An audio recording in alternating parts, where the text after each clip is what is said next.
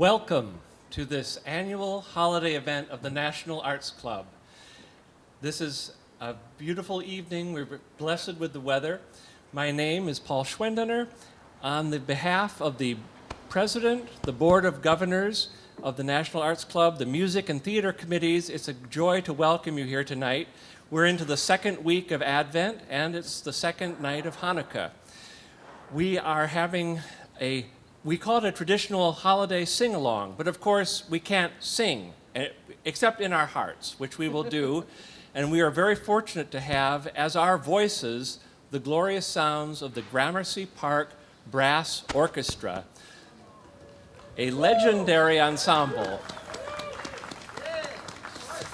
This is an ensemble, by the way, that was born right here at Gramercy Park over 30 years ago, and is being led tonight by its founder, John Henry Lambert. Great. A special thanks to the New York City Police Department for their help in making this a safe event. We would ask everyone to please maintain social distancing, keep your masks on, and if you feel an urge to sing, do so in your heart. And I think if we say Hark, we can hear the angels sing.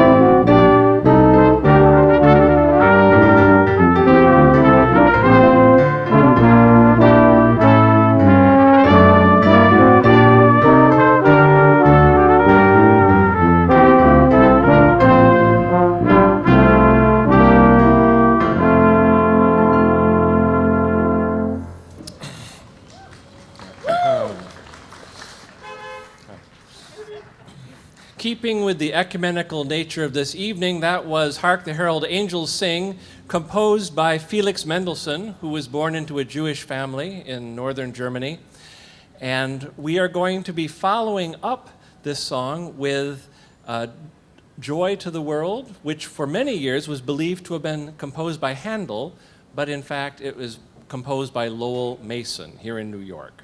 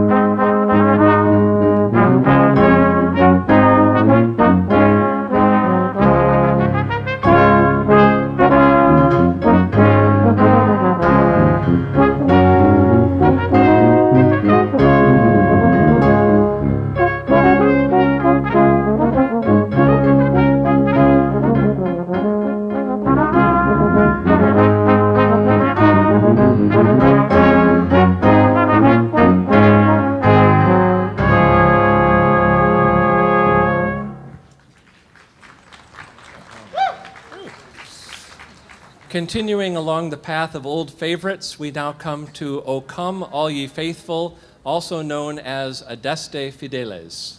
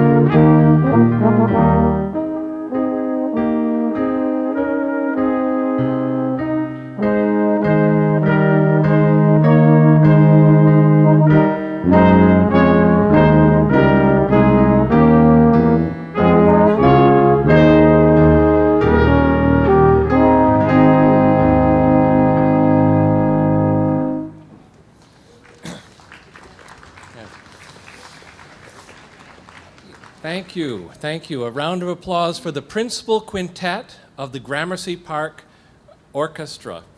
The performers are Max Morden and John Henry Lambert, trumpets. Leanne Newland, French horn. Mike Fay, trombone. And Robert Sacchi, tuba. The keyboardist is Dr. John Gervin. And the music director is John Henry Lambert.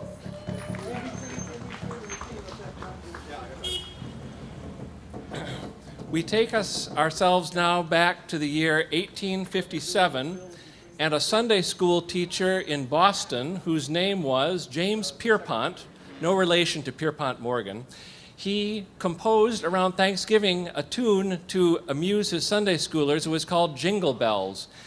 Within a few days after the performance at the church, all of Boston was singing the song, and it became kind of a sensation. So it was reprised at Christmas time, and ever since then, Jingle Bells has been a Christmas staple.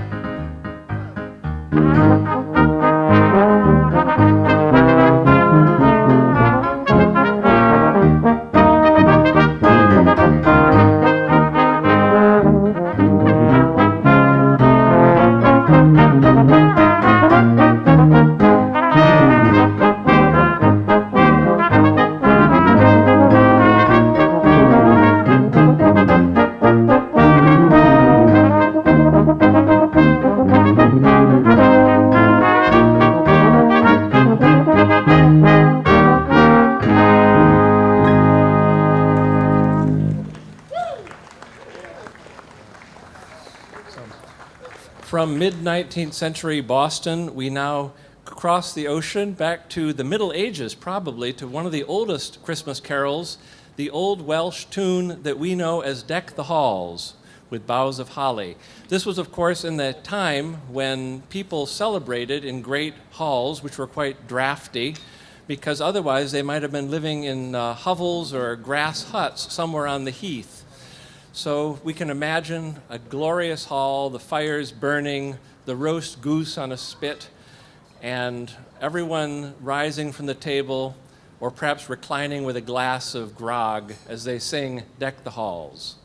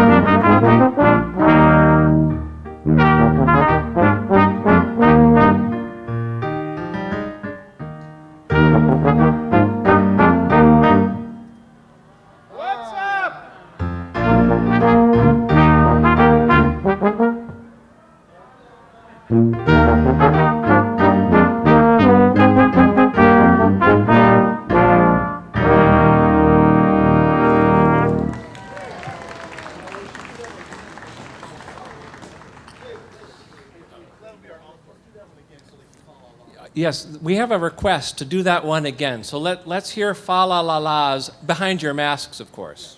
But just one time this time. All right, go ahead, Johnny.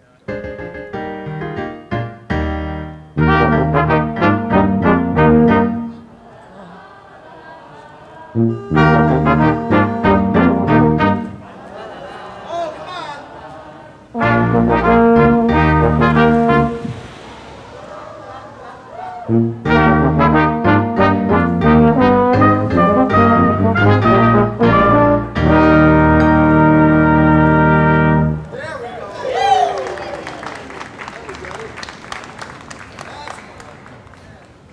We're going to stay in medieval Europe. We're going to go south a little bit now into France for one of the also very ancient hymn called the First Noel. As you probably know, Noel is the French word for Christmas. And the First Noel is believed to be a melody that would have derived from one of the ancient mystery plays. These were plays about saints that were done in various places in the church around Europe and are believed by many to be the origins of European drama and maybe even opera. So we're going to hear now the First Noel.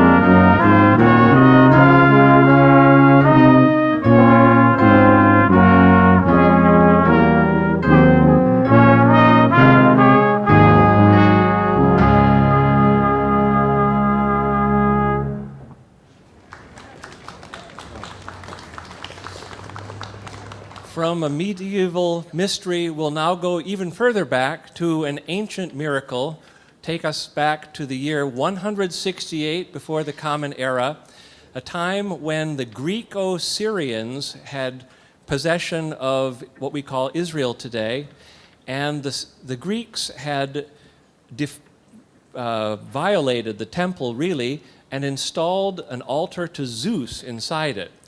The Jews at the time did what they could to try to resist this enormous government, and a very ingenious family, the Maccabee family, led the movement to gain religious freedom under this. And through a series of strategic battles, they were successful in getting a concession from the Greco-Syrian government that they could have their temple back.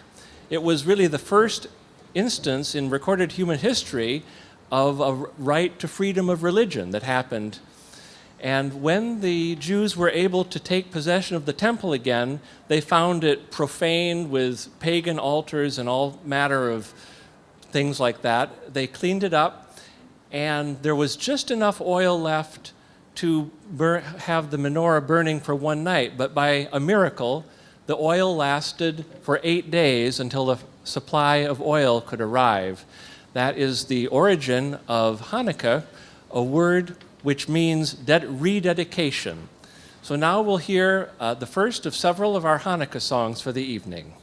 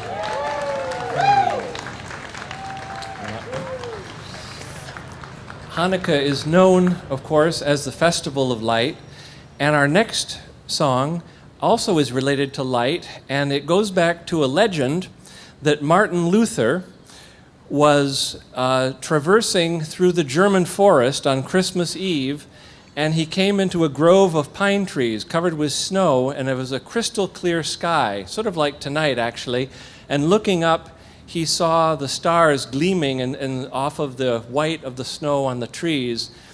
And this was perhaps the inspiration for the beloved carol, O Christmas Tree, or O Tannenbaum in German. So that's what we'll be hearing now.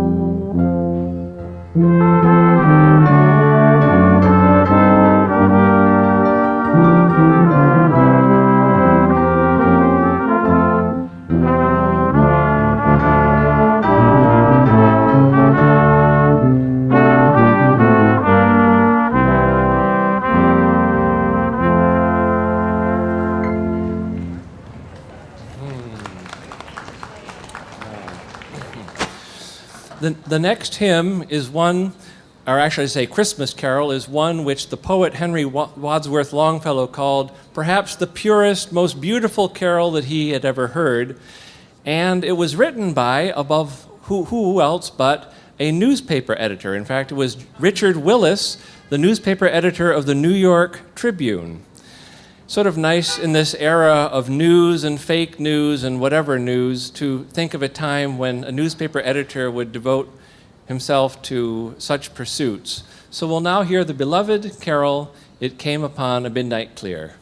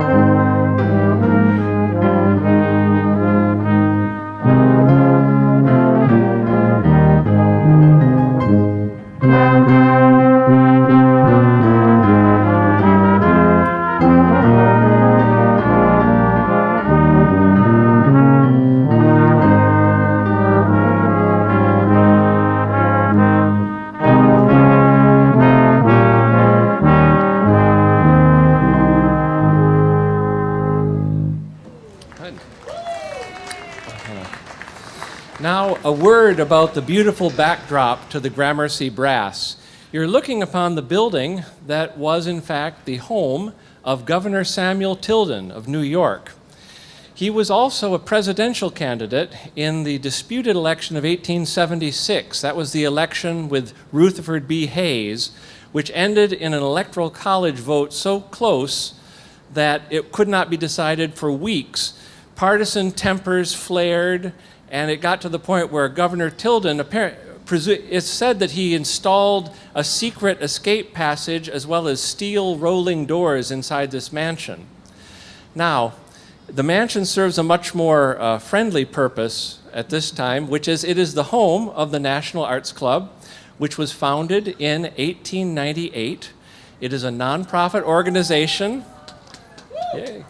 which is dedicated to promoting the arts for Americans of every kind. And we have, during the year, a series of programs, over 150, which are free and open to the public. And during this pandemic time, we have programs online practically every day. So I would invite you to learn more about the National Arts Club. Go to nationalartsclub.org. And you can click on events to see what is available, what is coming up. And also, if you're interested in becoming a member, you can learn more about us. So, for the next song, we are going to hear, probably the most beloved Christmas song of all, a song which originated in the high alpine village of Oberndorf by Salzburg in the year 1818. We're going to hear Silent Night. The legend of it, maybe some of you know, it was literally Christmas Eve, and a new piece had been written by the organist, but the organ broke down, and so he had to accompany himself with his guitar.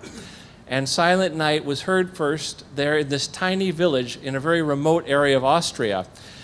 It became a worldwide hit, and interestingly, for about 30 years, the composers of Silent Night were unaware that their song had wandered all over the whole world. That was Franz Mohr and Franz Gruber were the composers, and they only got around to writing it down in 1850, some years after it had gone all the way around the world. So now here is Silent Night.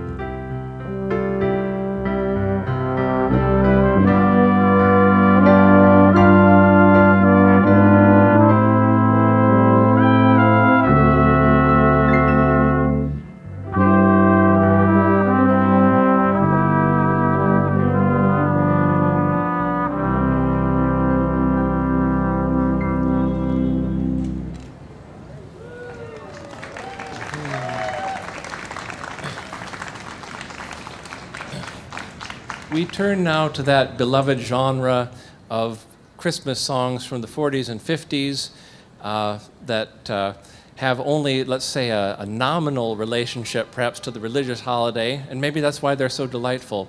We're going to hear Silver Bells, which originally, the composer of it titled it Tinkle Bells, until his wife overheard him talking with his publisher on the phone and said, "You're not going to call a song Tinkle Bells, are you?"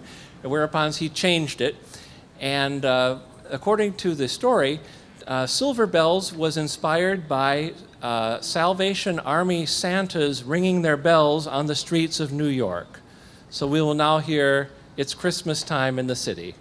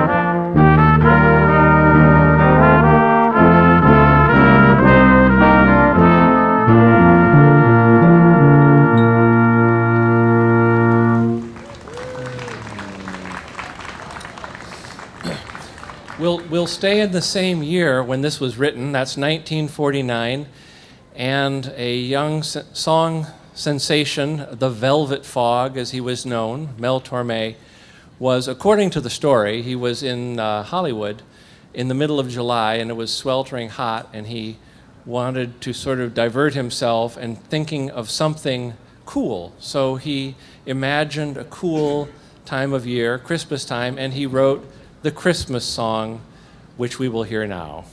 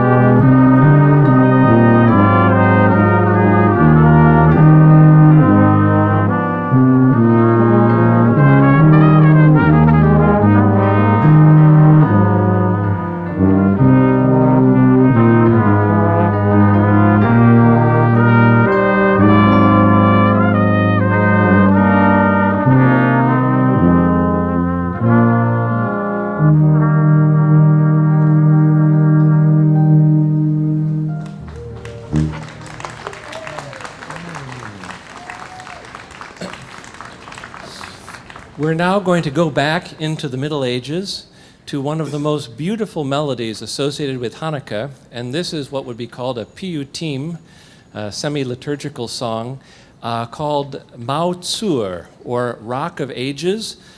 This is a hymn or a song which is relating to how the Jewish people have escaped from persecution on various occasions, the flight from Egypt, the Babylonian captivity, and at the concluding verse, talking about the success of the Maccabees in freeing the temple and winning freedom of religion during the Greek period. So we will hear now the beautiful Tsur.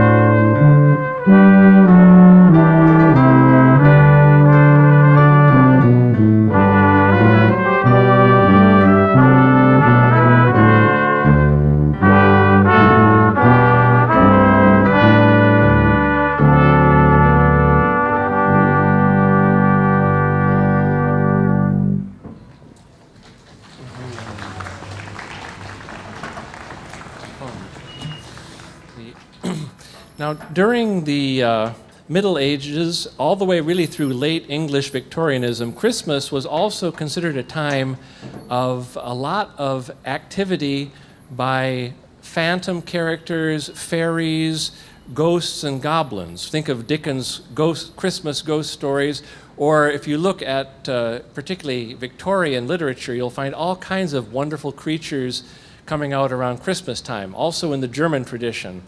This continued into America in the good old 1940s, when Tin Pan Alley always needed to have a new song for Christmas. And so another member of the Christmas pagan family was born. I'm talking about Frosty, the snowman.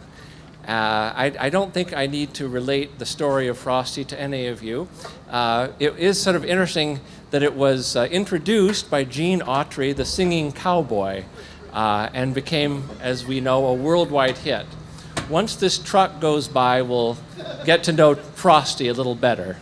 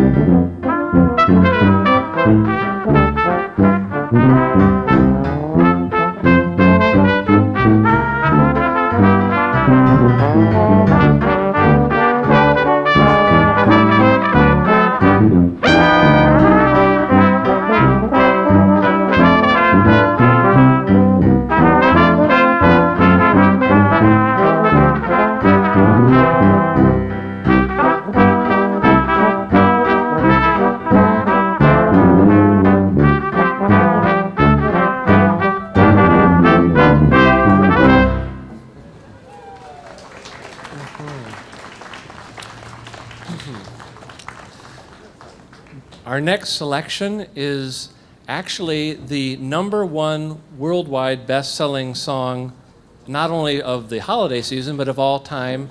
And who will tell me what that piece is? White Christmas.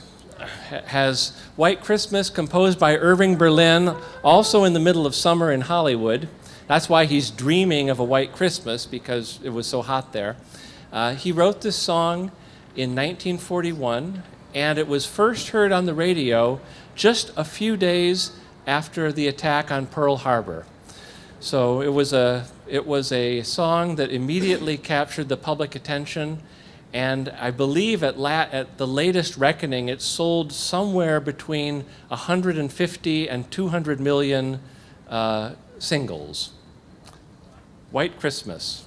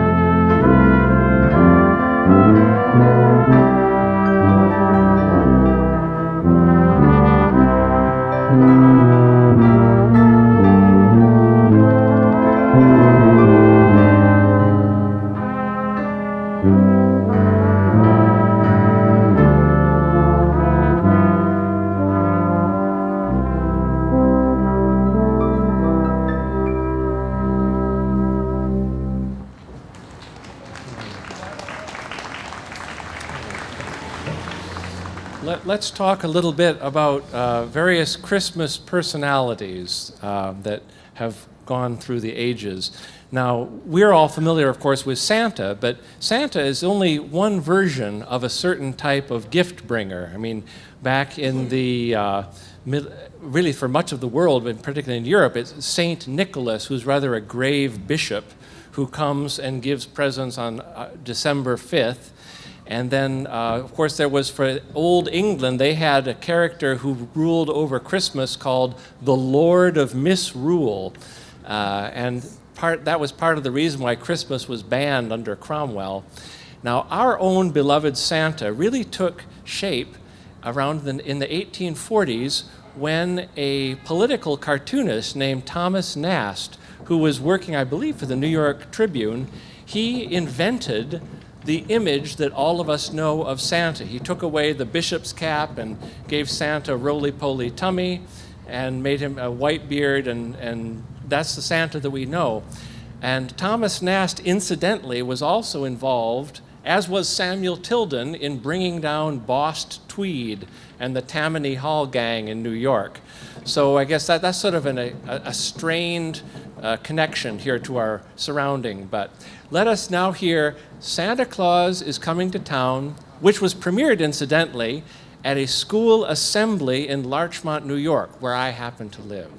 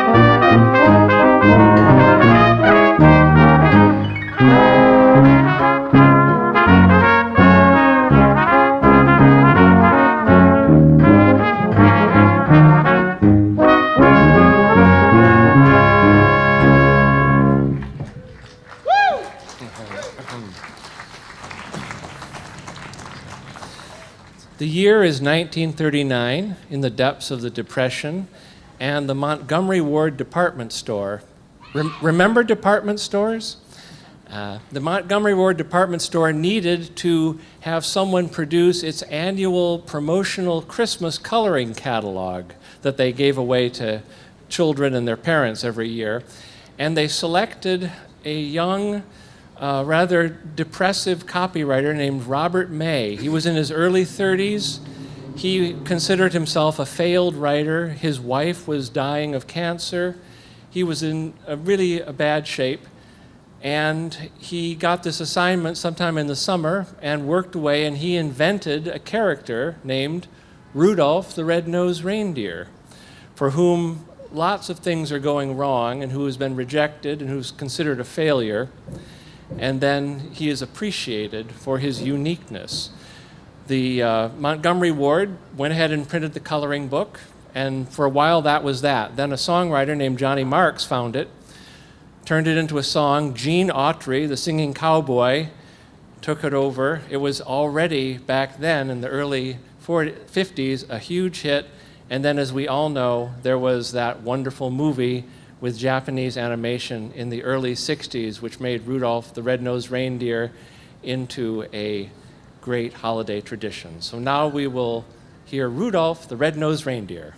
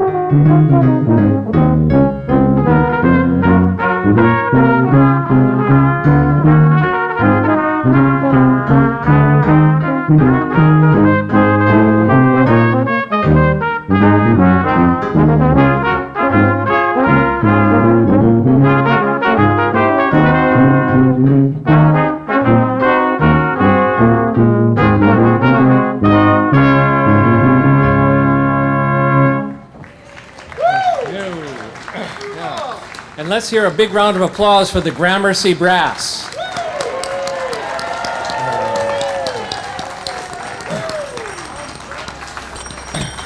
Now, the next, if you going back to the Rudolph the Red-Nosed Reindeer movie, which I think many of us have memorized, you may recall in one of the opening sequences where Burl Ives the snowman is wandering through the pine trees and the snow, there's a melody playing in the background, which is in the melody of a carol known as I Heard the Bells on Christmas Day. It's never sung, but the melody is played.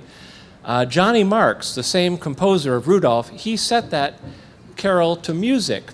But the carol actually has a bit of an interesting history, and this carol, I'm actually going to read it to you so that our brass players can rest their lips for just a moment.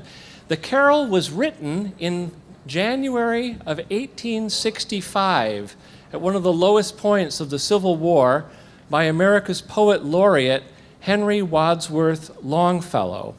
So put yourself back in that frame of mind, imagine the tensions that were in the air, and Longfellow, on a quiet night, he put down on paper what he had in his heart. And this is what he wrote.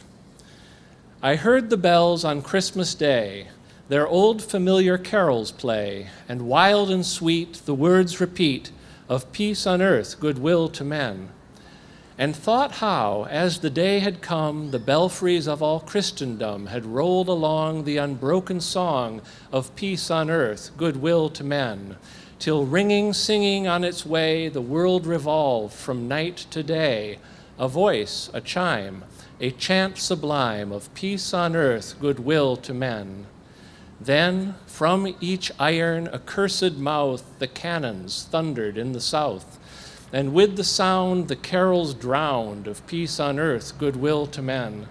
It was as if an earthquake rent the hearthstones of a continent and made forlorn the households born of peace on earth, goodwill to men. And in despair I bowed my head. There is no peace on earth, I said, for hate is strong and mocks the song of peace on earth, goodwill to men. Then pealed the bells more loud and deep. God is not dead, nor doth he sleep. The wrong shall fail, the right prevail, with peace on earth, goodwill to men.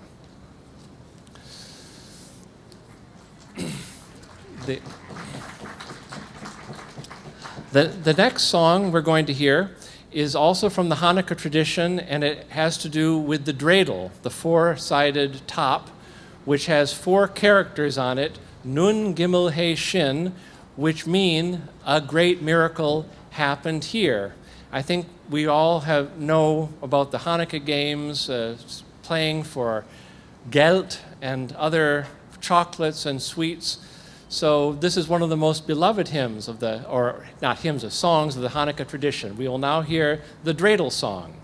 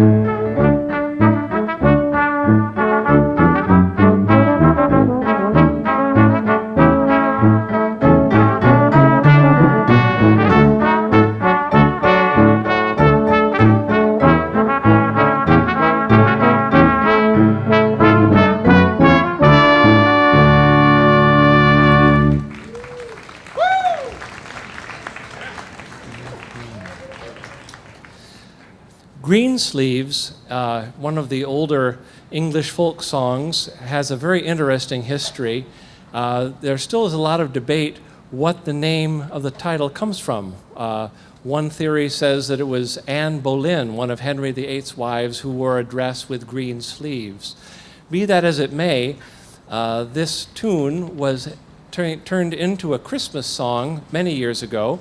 What Child Is This? And we will hear now this beautiful song performed by the Gramercy Brass.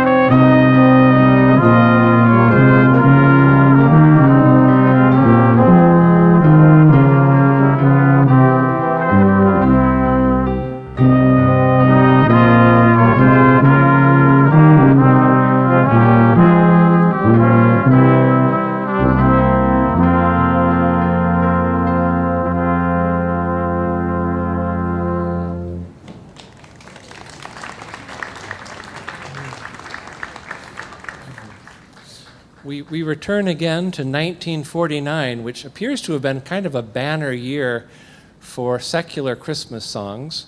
And this is from the movie Meet Me in St. Louis, where a teary-eyed Judy Garland sings, "Have Yourself a Merry Little Christmas."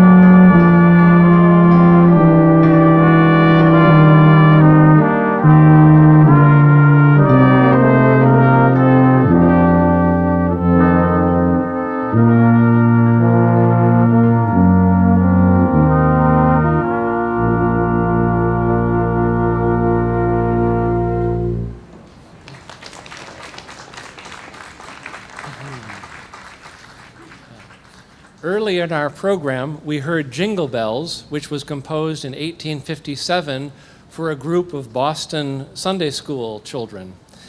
We move now precisely 100 years later, and the song Jingle Bell Rock was written presumably also for children, probably more rebellious teenagers who wanted to have something a bit more lively than the old carols.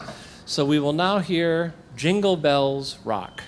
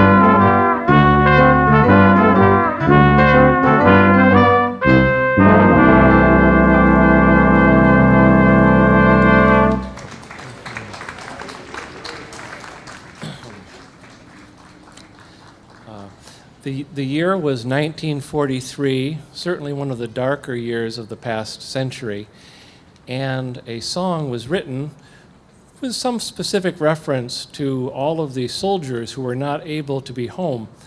And that song is "I'll Be Home for Christmas, but only in my dreams." And as we contemplate this year that has gone by, this annus horribilis, we take a moment to think about all the people who have suffered through this, everyone who has sacrificed, everyone who has tried to help, and all the people who will not be able to be with family this year. And I think this song has a good message for us. We will be with them in our dreams, and to keep these dreams going and to cherish every moment of closeness we have. So we'll now hear "I'll Be Home for Christmas."